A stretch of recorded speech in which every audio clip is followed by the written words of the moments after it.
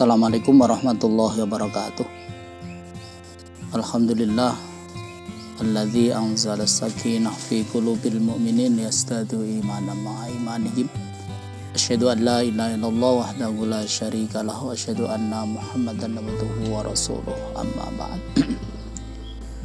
Fa ya ayyuhal kiram usi bi nafsi wa iyyakum bi taqwallah faqad fazal muttaqun. Kaum muslimin wal muslimat yang dirahmati Allah, puji syukur hanyalah milik Allah Subhanahu wa taala. Tiada sesaat pun kecuali kita ini menggunakan fasilitas yang Allah berikan pada kita yang berupa nikmatnya, baik itu yang zahir maupun yang batin. So tidak mungkin kita ini bisa menjalani kehidupan kecuali berbekal nikmatnya Allah. Bahkan kehidupan ini sendiri sesungguhnya adalah juga termasuk nikmatnya Allah. Karena itu memperbanyak bersyukur ini merupakan sebuah keniscayaan yang ada pada diri kita. Dan jangan lupa kenikmatan itu harus kita lihat dari dua sisi. Yang pertama dilihat dari bahwa itu harus disyukuri.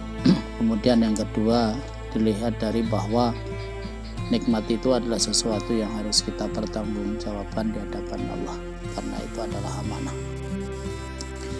Shalawat dan salam mudah-mudahan tetap terlimpah tercurah pada Rasulullah Muhammad sallallahu alaihi wasallam. Mudah-mudahan dengan kita berupaya semaksimal mungkin untuk mengikuti segala sesuatu yang berasal dari beliau, maka kita nanti di akhirat akan diberi syafaat oleh Rasulullah sallallahu alaihi wasallam. Kaum muslimin wal muslimat yang dirahmati Allah, saat ini kita akan membicarakan tentang salah satu di antara prinsip ajaran Islam yang tertuang di dalam surat Al-Qasas ayat 77, ayat yang sesungguhnya sangat akrab dengan kita. Ayat ini sering dikaji baik itu di pengajian-pengajian umum, di pengajian khusus, atau mungkin di khutbah Jum'ah. Tetapi tidak ada salahnya kita jadikan ini untuk yang kesekian kalinya sebagai sarana untuk memberikan nasihat terhadap diri kita masing-masing. Allah Subhanahu wa taala menyampaikan, a'udzubillahi minasyaitonirrajim, bismillahirrahmanirrahim, wabtaghi fima atakallahu daral akhirah wa la tansa nasibaka minad dunya wa ahsin kama sanallahu ilaik wa la tabghil fasada fil ard innallaha la yuhibbul mufsidin. Setidaknya melalui ayat ini ada 4 poin yang ingin saya sampaikan. Yang pertama, melalui ayat ini Allah sampaikan bahwa Islam salah satu prinsipnya adalah mengajak kita ini untuk berorientasi dalam kehidupan ini, orientasi kehidupan akhirat dan dunia. Mengapa saya katakan akhirat dan dunia? Karena memang di dalam ayat itu Allah sampaikan yang lebih untuk kita kedepankan, yang lebih untuk kita pikirkan ini adalah akhirat. Kalimat yang disampaikan Allah adalah wabtaghi fima atakallahu ad-daral akhirah. Berupayalah kamu itu dengan berbekal apa yang telah Allah berikan kepada kamu untuk menggapai akhirat. Di akhirat kita sampaikan lebih dulu karena ini bagi kita yang beragama Islam ini, dan insya Allah seluruh agama yang diturunkan Allah itu sama. Jadi prinsip dasarnya itu adalah mengutamakan akhirat, walal akhiratu khairul laka minal ula. Tetapi wala tansa nasibaka minad dunya, jangan kamu lupakan bagianmu dari kehidupan dunia ini. Jadi walaupun konsentrasi utamanya itu akhirat, tetapi jangan sampai kita ini melupakan kehidupan dunia. Kaum muslimin wal muslimat rahimakumullah, ini sesungguhnya kita semuanya perlu meraba diri kita masing-masing ya. Karena kadang-kadang memang dengan hiruk pikuknya kehidupan dunia ini seakan-akan akhirat ini menjadi wala tansa nasibaka minal akhirah. Jadi seakan-akan kita ini pagi, siang, sore, malam itu yang lebih kita kejar itu adalah persoalan-persoalan kehidupan dunia. Sehingga kalau kita kembalikan kepada ayat ini, kita ini ternyata wabtaghi fima atakallahu ad-darud dunya. Jadi yang menjadi konsentrasi utamanya ini dunia. Memang dunia itu dekat dengan kita dan dunia itu kita rasakan manisnya sekarang.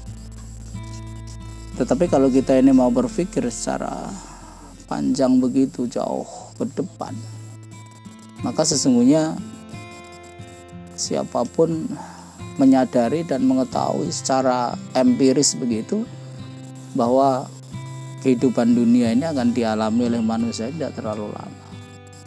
Kalau Rasulullah menyampaikan umatku nanti kisaran usianya itu antara 60 sampai 70 misalnya seperti itu. Jadi ya, hanya sekitar itulah nanti setiap kita ini akan menikmati kehidupan di dunia ini.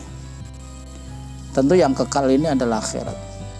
Dan ini harus menjadi bagian dari apa yang betul-betul harus kita persiapkan diri kita ini. Jangan sampai nanti terbalik, tujuan utamanya itu dunia sementara akhirat ini hanya sekedar sambil lalu saja. Ini satu. Kemudian yang kedua, di tengah-tengah ayat yang membicarakan supaya kita ini berupaya untuk menggapai kehidupan akhirat yang bahagia, Allah sampaikan fima atakallah. Jadi yang kita gunakan untuk menggapai kehidupan darul akhirah ini adalah dengan menggunakan apa yang Allah berikan kepada kita. Ini maknanya bahwa semua yang diberikan Allah kepada kita ini, walaupun setiap kita ini berbeda, mungkin ada yang berkecukupan, bahkan mungkin ada yang berkelebihan begitu, bahkan ada mungkin yang kekurangan begitu. Tetapi Allah sampaikan fima atakallah, segala sesuatu apa yang diberikan Allah itu sebetulnya sudah mencukupi untuk menggapai ad-darul akhirah dan juga nasibaka minad dunya. Sehingga tidak ada sesuatu yang mestinya itu menjadikan diri kita itu menjadi orang yang mengeluh begitu.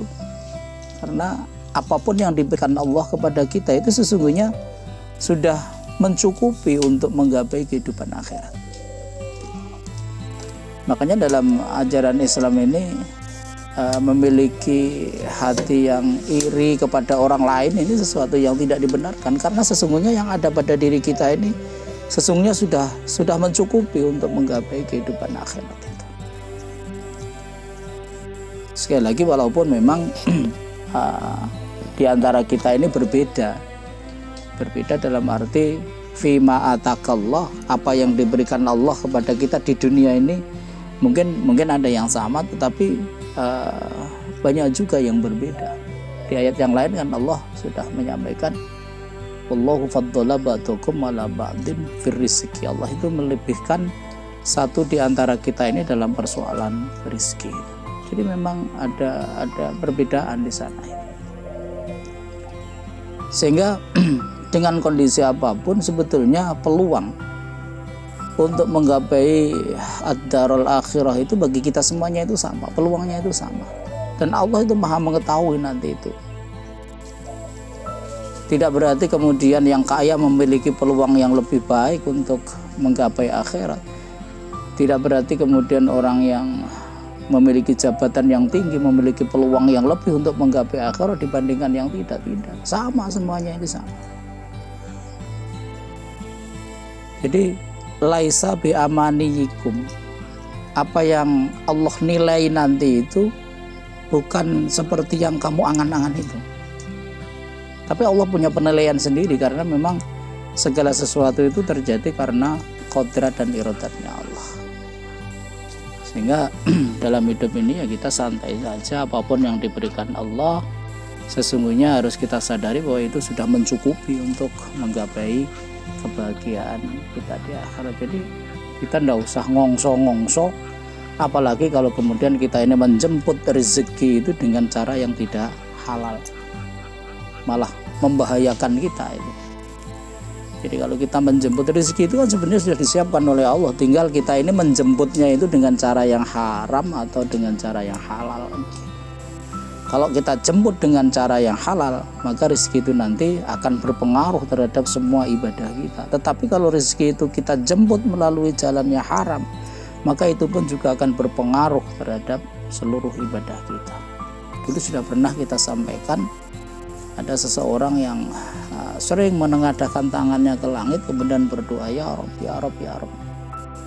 Kemudian para sahabat mengatakan, orang ini sangat dekat sekali dengan Allah setiap saat berdoa. Tetapi ketika Rasulullah ini mendengar para sahabat berkomentar seperti itu, maka kemudian Rasulullah ini mengatakan, mat'amuhu haramun, masyrabuhu haramun, malbasuhu haramun, fa anna yustajabulah. Yang ia makan itu haram, yang ia minum itu juga haram, yang ia pakai itu juga haram. Fa anna yustajabulah. Lantas bagaimana doanya itu akan dikabulkan oleh Allah Subhanahu wa taala? Maka mencukupkan diri dengan apa yang ada, yang kita peroleh dengan jalan yang halal, ini adalah sesuatu yang mesti harus kita perhatikan. Kaum muslimin wal muslimat rahimakumullah. Kemudian yang ketiga, Allah sampaikan di dalam ayat itu, wala tabghil fasada fil ard, janganlah kamu itu membuat kerusakan di bumi ini.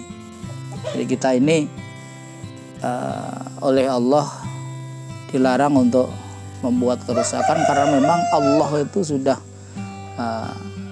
melakukan sesuatu yang terbaik di alam ini, di dunia ini.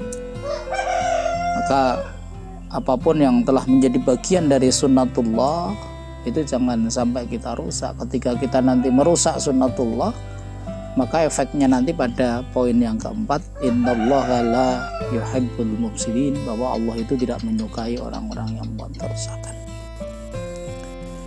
Jadi di dalam kehidupan ini kan sebetulnya ada sunnatullah. Kalau di dalam tafsir Al-Misbah itu disebutkan bahwa merusak apa yang ada di bumi ini, misalnya sesuatu yang sudah menjadi sunnatullah, artinya memang itu bagian dari apa yang sudah ditentukan oleh Allah. Misalnya laki-laki itu berpasangan dengan perempuan dan begitu, maka jangan dirubah sunnatullah ini. Jangan sampai nanti ada pasangan itu sesama laki-laki atau sesama perempuan. Ketika ada pasangan yang itu sesama lelaki atau sesama perempuan, berarti ini merusak alam, ini merusak dunia, ini merusak sunnatullah. Dan di akhir ayat sekali lagi Allah sampaikan, innallaha la yuhibbul mufsidin, bahwa Allah tidak menyukai orang-orang yang berbuat dosa. Dulu sudah pernah kita sampaikan bahwa ketika Allah tidak mencintai seorang, maka Allah tidak akan menurunkan barokahnya, Allah tidak akan menurunkan maghfirahnya. Hanya orang-orang yang dicintai Allah lah yang itu Allah sampaikan di dalam Al-Quran surat Ali Imran 31 itu, bahwa Allah akan menurunkan maghfirah kepada orang tersebut. Kaum muslimin wal muslimat yang dirahmati Allah, mudah-mudahan satu ayat ini bisa menjadi bagian dari sesuatu yang bisa kita gunakan untuk menasihati diri kita ini. Ingat bahwa kehidupan di dunia ini tidak terlalu lama, ya. Konsentrasilah kepada kehidupan akhirat, tetapi jangan lupa kita juga mencari bagian kita dari dunia. Tapi carilah bagian kita dari dunia ini, yang pertama bagian yang itu memang halal, yang kedua caranya pun juga harus kita lakukan dengan cara yang halal. Mudah-mudahan Allah Subhanahu wa taala senantiasa memberikan tambahan hidayah dan taufik kepada kita sekalian, dengan harapan mudah-mudahan semua kita nanti mengakhiri kehidupan di dunia dan kemudian ke akhirat ini dalam kondisi yang husnul khatimah. Amin ya rabbal alamin. Nasrun minallah wa fatmun qarib wa basyiril mu'minin. Assalamualaikum warahmatullahi wabarakatuh.